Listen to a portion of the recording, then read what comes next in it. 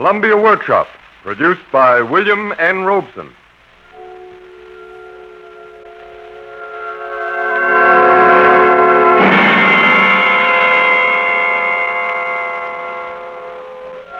Surrealism springs from the marvelous, and it has always existed. It holds allegiance to folly, to dreams, to the absurd, to the incoherent, to the hyperbolic. In a word, to all that is contrary to the general appearance of reality.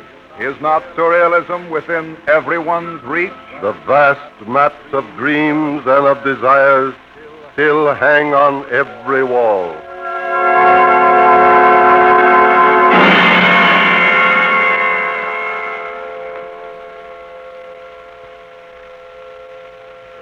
Tonight, the Columbia Workshop presents its first Surrealist broadcast. The word surrealism is familiar to everyone who has followed world movements in art during the past 10 years. Surrealist pictures have intrigued and scandalized many followers of modern painting, and surrealism has even crept into the advertising art of the streetcars, the drug counters, and the subway. But surrealism is not confined to painting and sculpture. There have been examples of surrealist work which precede the coining of the term surrealism. This evening, the Columbia Workshop presents examples of drama, music, criticism, and poetry which go beyond the limits of logic and seek to explore the unconscious and irrational part of man's mind. We shall include a song by Gertrude Stein, a poem by George Whitsitt, music by Satie and Virgil Thompson, and the world premiere of the drama From Ooh to Ah by Charles Tracy. We have mentioned that not all surrealist work was done within the last few years, and that not every surrealist knows himself to be a surrealist. For instance, when some of us were children, we often heard a reading which produced an eerie effect of mingled humor, strangeness, and unreality. This curious piece of popular surrealism is called The Three Trees. My scene is a woodland glade. In the center is a beautiful bubbling spring, surrounded by 3 trees. There, and there. Ofttimes in the early morn, a pretty little rabbit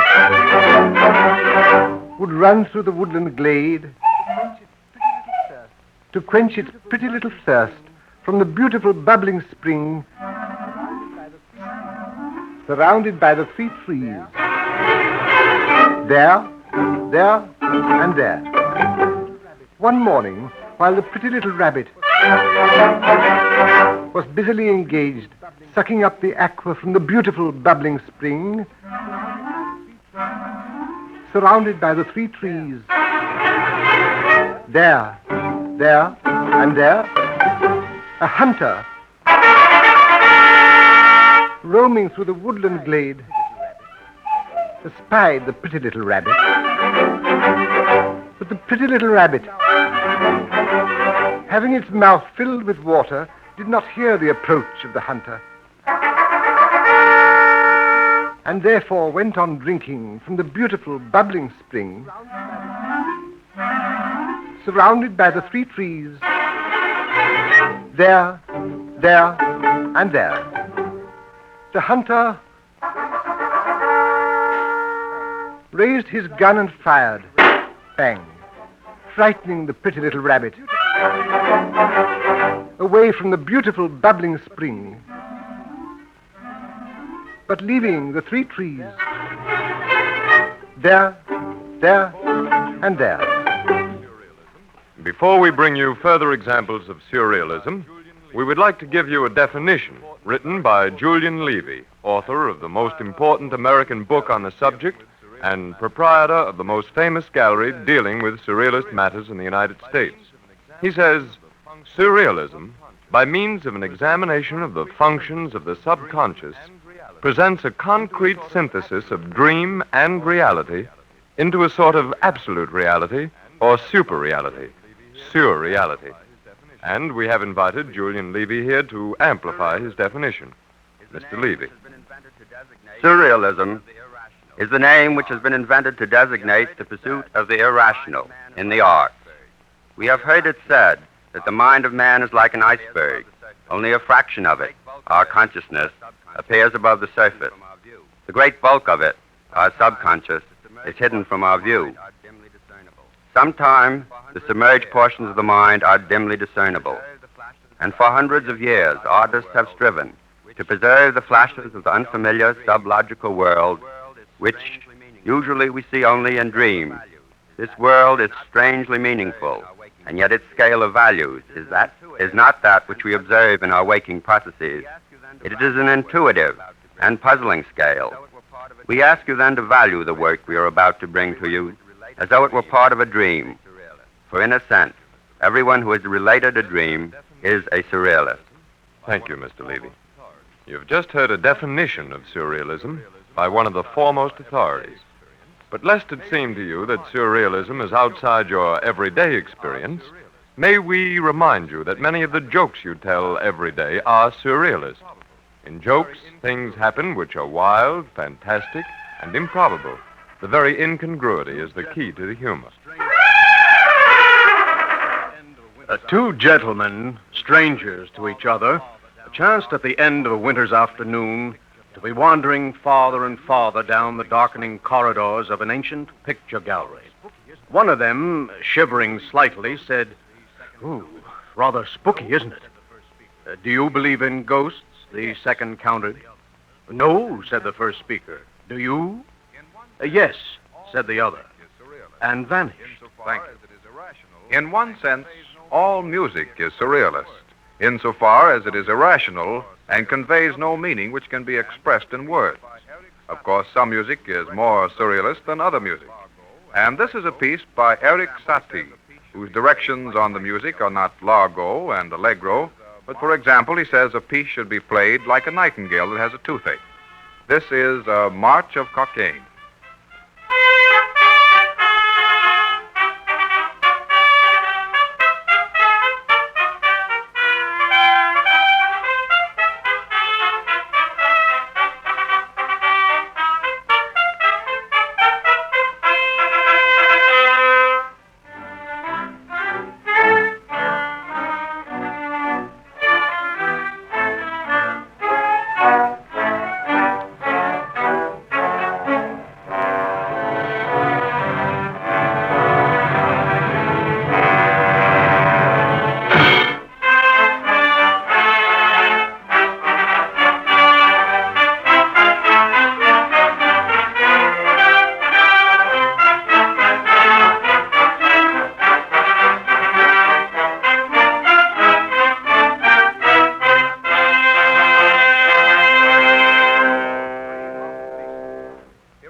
That was one of a group of compositions by Satie called Three Mounted Pieces. Here is another called Games of Gargantua, a polka.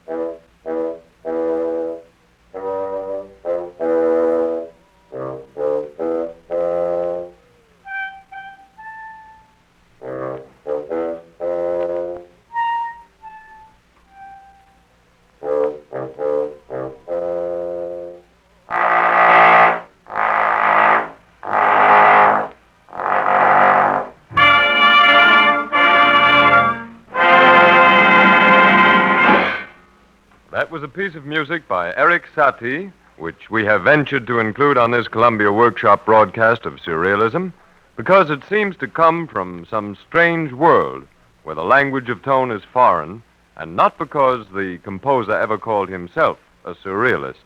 Tonight, we should like to show you some surrealist paintings, but that is obviously impossible. The most famous surrealist is a painter, the young Spaniard Salvador Dali, who says of himself that he paints the invisible straight from nature.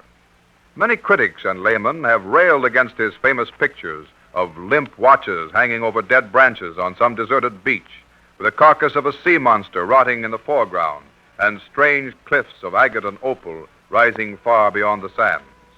His glittering technique, his pearly colors of putrefaction, have not saved him from assault by everyone who insists on knowing precisely where he stands, what a picture means, and what it depicts.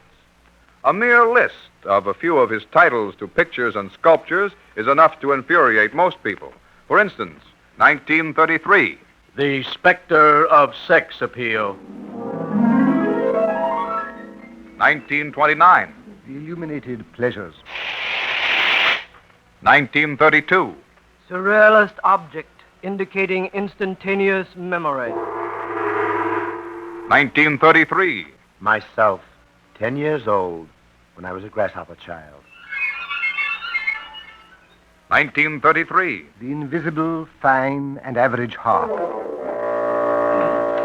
1933. Average atmospherocephalic bureaucrat in the act of milking a cranial harp.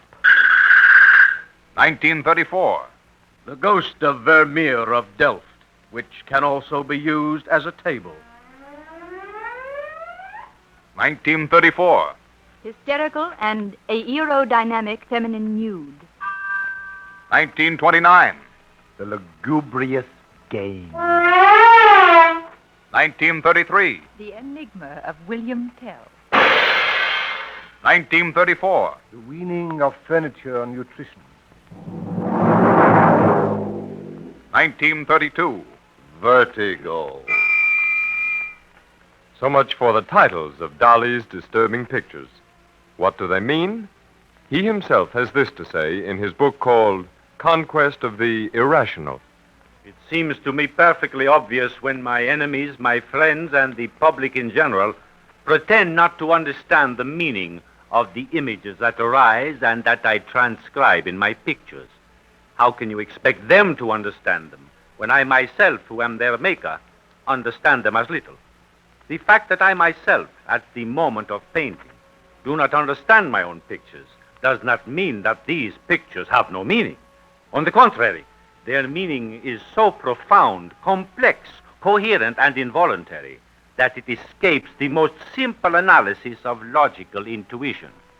My whole ambition in the pictorial domain is to paint realistically according to irrational thought, according to the unknown imagination, instantaneous and hand-on color photography of the superfine, extravagant, extra-plastic, extra-pictorial, unexplored, super-pictorial, super-plastic, deceptive, hypernormal, and sickly images of concrete irrationality.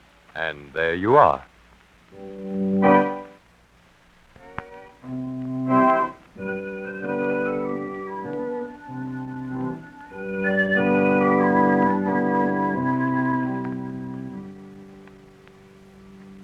Now for another piece of music. This is a famous air from an opera, Four Saints in Three Acts, by Virgil Thomson and Gertrude Stein. Miss Stein's text for this work does not make sense in the usual manner of speaking. Instead, it rather plays an obligato to some meaning which evades us. This is a thing which has happened before in music. Elgar wrote a set of variations on a theme which he never stated, the Enigma variations. We can only guess what the theme was. So, with Miss Stein's text to Four Saints in Three Acts, we must be content with the variations and try to imagine the theme. This song, which has produced much laughter when quoted, but which is a lovely and somehow haunting song, is the famous Pigeons on the Grass, and Clyde Berry sings it.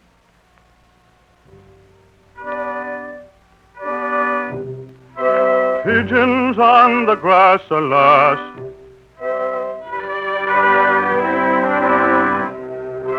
short longer grass, short, longer, shorter yellow grass. Pigeons, large pigeons on the short or longer yellow grass, alas, pigeons on the grass.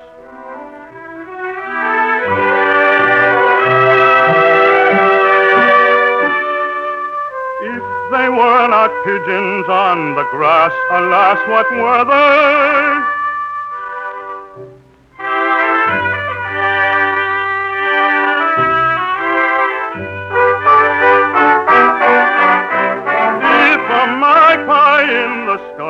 On the sky cannot cry, if the pigeon on the grass, alas, can, alas, and to pass the pigeon on the grass, alas, and a magpie in the sky, on the sky, and to try, alas, on the grass, alas, the pigeon on the grass, the pigeon on the grass, and alas.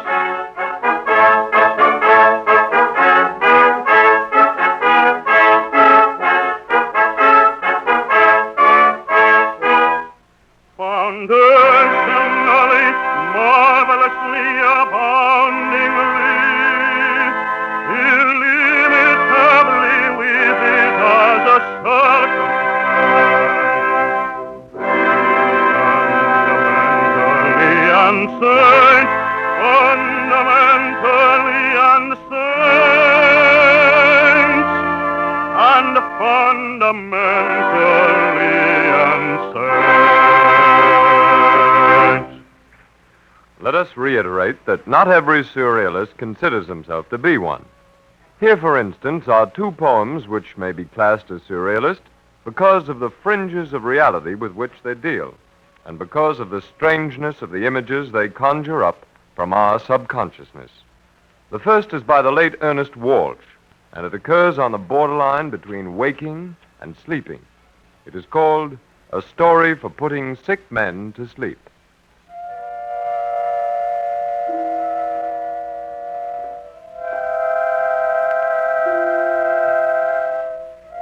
There's a velvety black cow in a cool green field near a jade green river chewing cowslips all night long.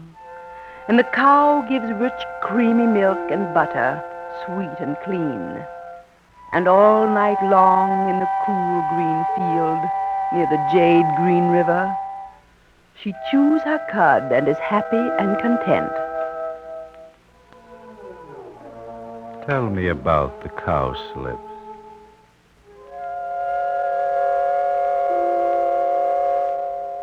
The cowslips are yellow and lovely and fresh, and the cow chews the cowslips all night long.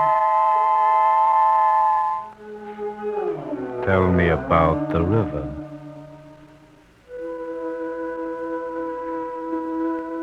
The river's jade green, and it flows near the cow.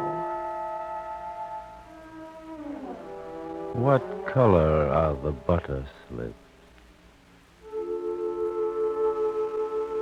The cowslips are yellow, and the cow chews them all night long by the jade green river in the soft, soft night. What cow are the color slips? The cowslips are yellow, and the cow chews the cowslips all night long, all night long. Cow chews color slips all night long.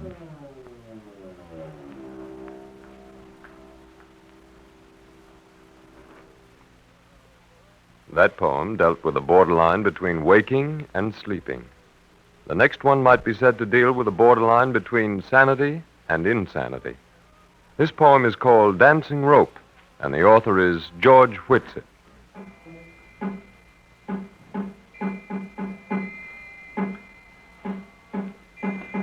Nice night, and the nice before, lambs and cuttlefish came to my door. The lambs wore plumes, the cuttlefish said, and a spray of almond over their head. I called to the lambs and thanked them for their kindness. I told the cuttlefish I thought that he was mad. All held their breath and thus controlled the somberness that each of the denizens found that I had. Ones, twos, cranberry ooze, threes, fours, never touch floors. Lambs and the cuttlefish ran for the doctor and told him to order me to close my doors. Lice, night, and a nice before, lambs and cuttlefish came to my door. The lambs wore plumes, the cuttlefish said, and a spray of almond over their head.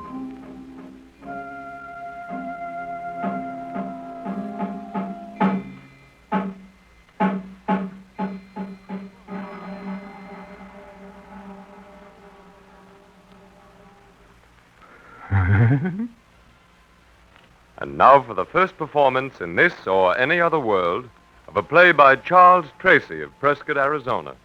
We have asked the chorus to announce the title of the play. From oo to ah.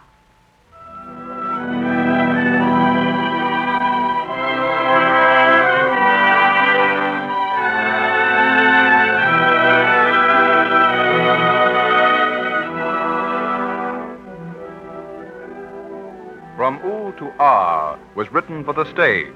The stage has been constructed. We wish that you could see it now. Ah, yes, we wish that you were here. The water flows across the front of the stage from right to left. Down one side runs a short, broad ramp with only 2 curves, and down the other runs a long, thin ramp with a great many curves in it. The cast of characters... Gobble, gobble. A giant in caveman costume. Snickwee, a midget with an air gun. 4 male heads that show through slit in black backdrop at center. The heads are colored with white egg shapes. Faces simply marked with black ink. Mouths are slits in rubber that move when voices speak. 3 other heads that appear at upper left near the short, sturdy ramp on the black backdrop. Eggs on heads, as in first chorus. Not yet, Maestro. Snickwee and Gobble Gobble must describe each other more fully. Snickwee, a skinny little shrimp in pale blue tights. Brick red hair cut short. Back part of head projecting far out. Rides streamlined velocipede, colored bright red, with great dexterity. Gobble Gobble in bright red tights and leopard skin loincloth. Immense toe wig of medieval cut. Eyes, nose, and mouth delineated heavily in black. Rides homemade scooter. Wheels made of wooden disc. The back wheel flat. Thank you. Now may we have the music.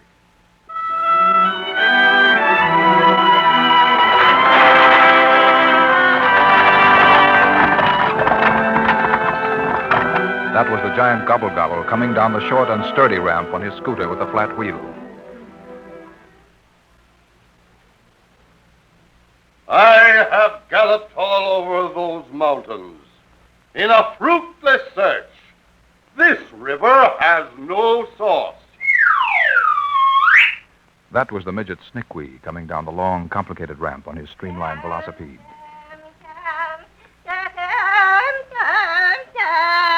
Tell me, you, whoever saw a river without a source? You are seeing one now.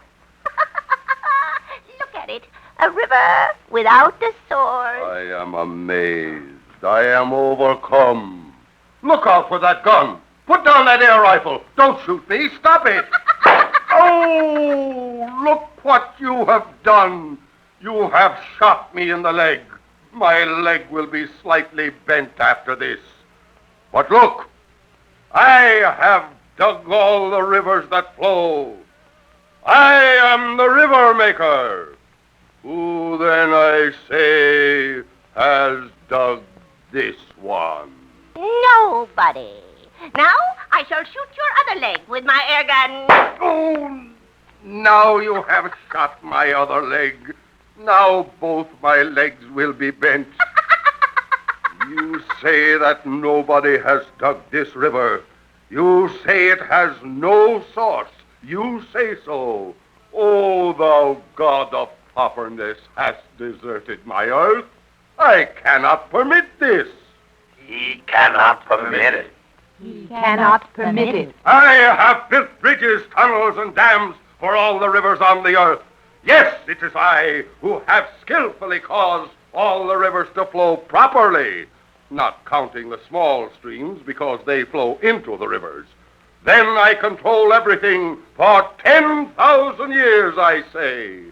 All proper rivers have proper dams, proper bridges, and proper tunnels. They've been proper. They've been proper. How can a river flow without a source? It's very simple. Look at the river. No. Quit looking at my air rifle. Look over there at the river. Look at it. See? Don't. Oh, don't shoot again. I pray thee then, O wise little thing, tell me. See, I am most humble. Tell me then, how can such a beautiful, healthy river flow from no source? And tell me how it is that this river needs not my bridges, tunnels, and dams. His bridges, his tunnels, his dams. Yes? Well? I don't know. I don't know how such a thing could be. I don't know. I'm sure I don't know. Oh, ye gods and mysteries of life, this question must be answered. Oh, beautiful, unguided flowing like this, from nowhere into nothing, cannot be allowed to continue.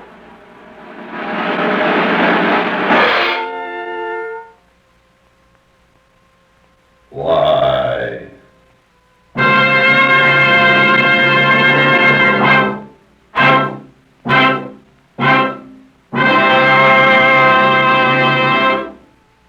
That was the first performance in this or any other world of a little playlet for the stage called From Oo to Ah by Charles Tracy of Prescott, Arizona. The costumes and the settings were designed by Alexander Calder. If you did not understand it, think of the actors.